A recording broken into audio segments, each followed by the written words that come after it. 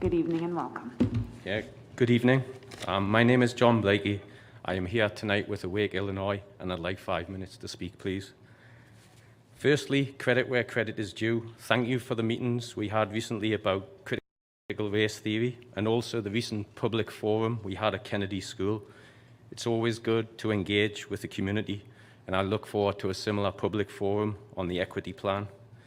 Secondly, this is the first time I've spoken at a board meeting since the National School Board Association and the DOJ colluded and labelled parents speaking at school board meetings as domestic terrorists. I hope that you were as shocked as I was at this tactic to silence parents, and I want the DOJ, NSBA, federal and state government to know that these threats of intimidation will only make our voices louder. We will never be silenced or cancelled when our children's futures are at stake.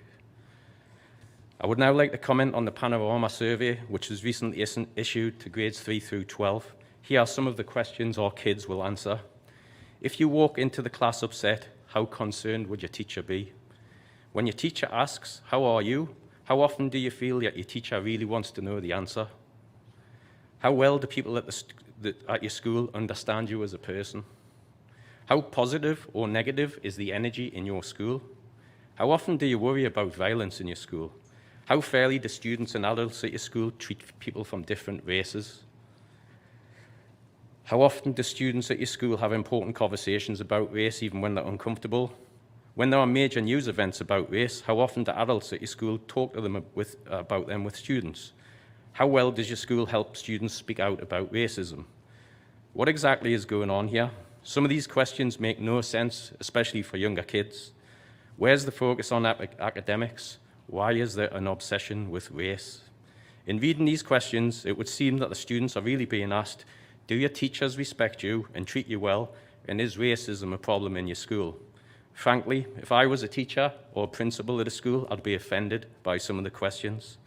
The school should already know if there are serious issues within the school and shouldn't need a survey like this to find out. Given the dreadful experience our kids have had with COVID over the past 20 months, including increased levels of isolation, fear, anxiety, etc., perhaps some better questions would be, how comfortable are you talking about the anxieties caused by COVID lockdowns and about mask mandates? Do you feel like you're behind in learning? Do you feel like there's a good plan to make up the learning gap? Does your school teach you about the dangers of too much screen time? How has wearing a mask affected your learning? Did anyone explain to you why schools in Illinois stayed open while yours was closed? Does it make sense that at school you have to wear a mask, but it's fine to mix with your friends outside of school without a mask?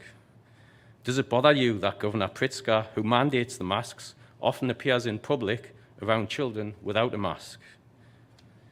How come the effects of the pandemic are not covered in the survey at all? Surely that is the biggest impact the kids have had to deal with recently. The survey made me think about this book. It's called The Coddling of the American Mind, and it's titled How Good Intentions and Bad Ideas Are Setting Up a Generation for Failure. I suggest you read it. The book analyzes a generation of college students who have displayed unusually high levels of fragility, anxiety, and fear, and it finds that we've been too overprotective of our kids, that we've allowed political ideologies to infiltrate the classroom, that we've taught our kids that school isn't safe, that words can be violence, that we can cancel things that might offend them, and that we've not understood fully the risks of too much screen time. In summary, we're not preparing our kids well for the real world. The Panorama survey just doesn't hit the mark on the real issues. I would ask that you consider this feedback and think more deeply about what can be done to give our kids a better educational experience. When I came here tonight, I didn't know these guys were on the agenda. I didn't know anything about the dispute. Obviously got a lot of passionate people here, hardworking, who care for the kids, and I know you do too. So I hope you guys can work something out fair and reasonable. God bless you. On behalf of the whole board, thank you for your comments.